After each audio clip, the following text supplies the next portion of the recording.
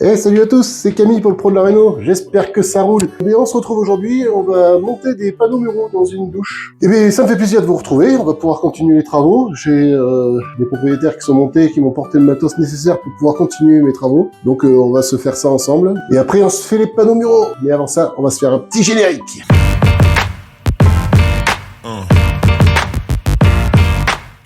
Bon alors on en est aujourd'hui, bon je sais pas si tu te souviens, si tu as vu dans les précédents épisodes, tu fouilleras dans la playlist. On avait posé le bac à douche en provisoire pour pouvoir finir ce petit retour de cloison ici, que j'avais fait, tu sais, pour venir faire buter la paroi de douche, parce qu'avec la poutre là c'était pas possible sinon, le petit décroché qu'il y avait. Donc j'ai monté mon petit bout de cloison, j'ai repris mes étanchéités, j'ai repassé une couche de spec, là, de système d'étanchéité liquide de partout, la protection sous carrelage. J'ai posé mon bac à douche en définitif, avec la bande de douche de Christina Ondina qui m'avait été envoyée, et je les remercie.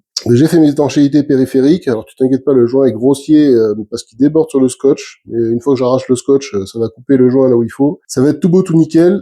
Et après, il y a les panneaux muraux qui vont venir recouvrir. Et après, re-étanchéité sur les panneaux muraux. J'ai fait aussi le dessous du bac à douche en panneaux de construction. Donc, il me reste à finir ce petit côté-là. On va finir ça ensemble.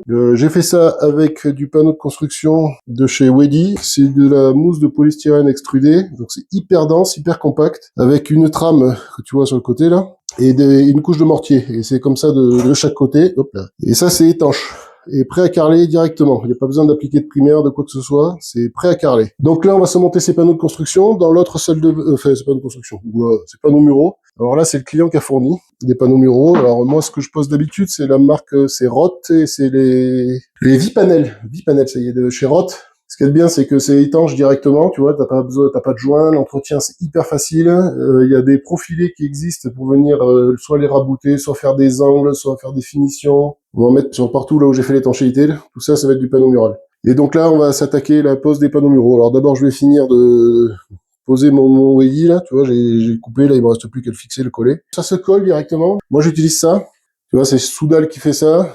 Tu vois, ça tient 320 kg par décimètre carré.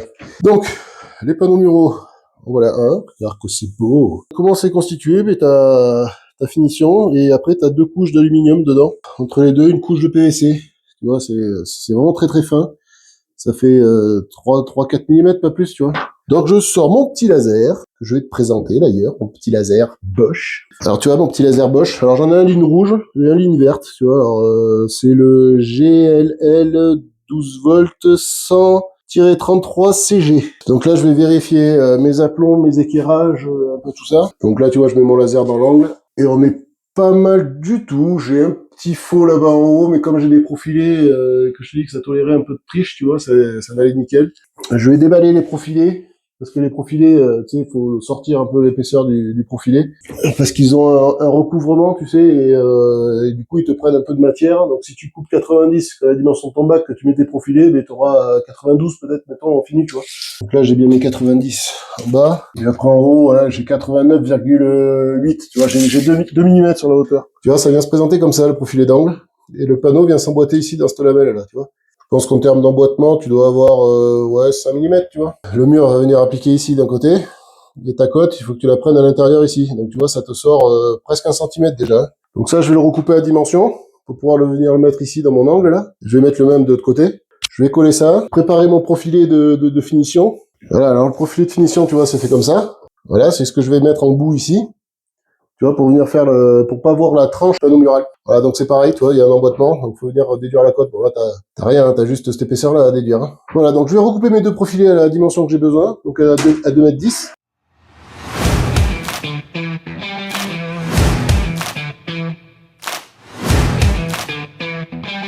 Voilà, donc j'ai recoupé mes deux affaires. Maintenant, je vais venir coller mon angle. Je vais faire le cordon ici, là, dans le petit L qu'il y a, que ma colle ne dégueule pas partout.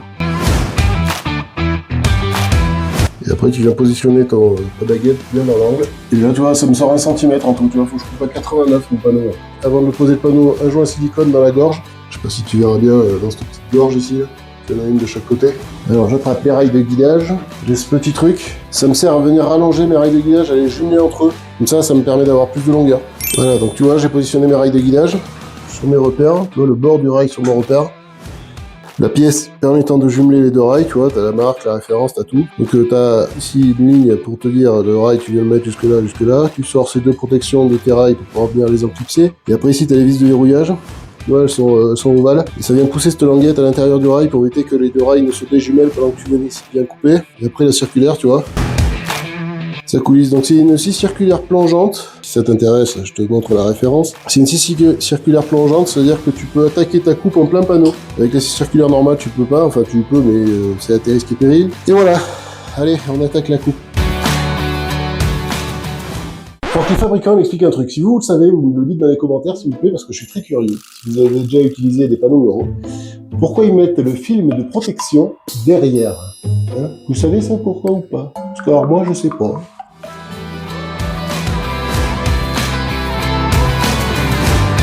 Je vais essayer de présenter mon panneau à blanc, voir si la dimension est bonne, si tout se passe bien, parce que c'est pas une fois que t'as mis la colle que ça va aller.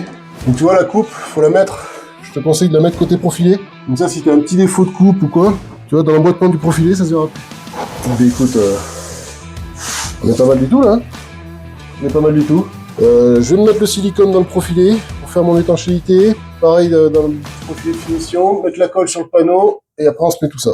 Donc là j'utilise du silicone sanitaire transparent, tout ce qui est de plus classique. Donc toujours quand je fais des joints, tu vois le bec, comment je le coupe, je vais le tailler en biseau comme ça.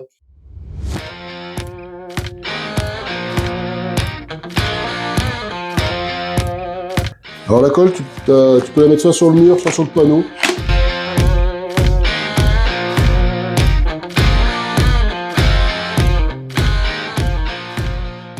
Allez, allez, allez, levez les mains en l'air, oublie pas de t'abonner.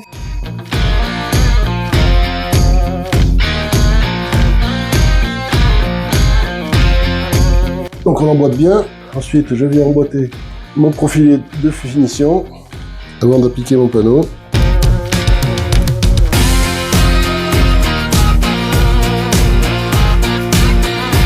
Un petit peu de soupe à lin. Quand même, le rendu que ça fait, tu vois, c'est joli. Hein. Et après, un petit joint silicone au sol entre le bac et le panneau, et terminé, c'est étanche. Bon, je vais préparer le deuxième.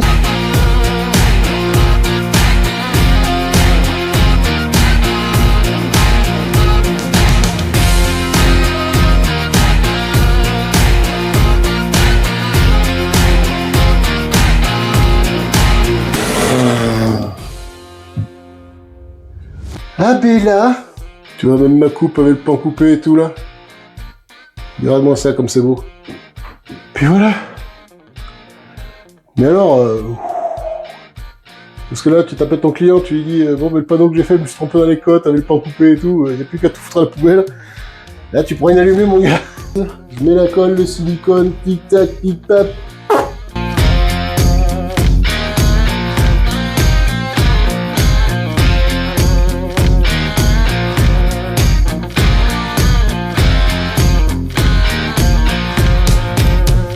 Un truc que je t'ai pas précisé, ça coupe.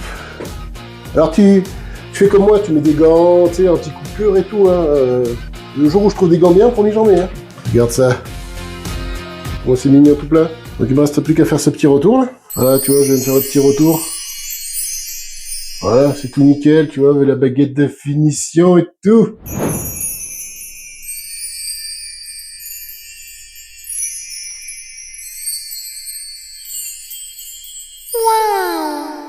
Donc voilà, donc ce qu'il me restera à faire maintenant, c'est le joint silicone en périphérie. Un joint silicone ici, là, au niveau de la poutre. Et puis voilà. Mais écoutez, mes petits bricolos d'amour, j'espère que cette vidéo vous aura plu. J'espère que vous allez faire péter les pouces bleus pour m'avoir donné le courage de faire tel truc. Voilà, mais écoute, si ça t'a plu, je te dis pouce en l'air. N'hésite pas à liker, partager, t'abonner. Si t'as des questions, petits commentaires. Ça me fera un plaisir d'y répondre. Et les goûts et le cœur à l'ouvrage. Et puis je vous dis à plus, les bricolos. Allez, tchou.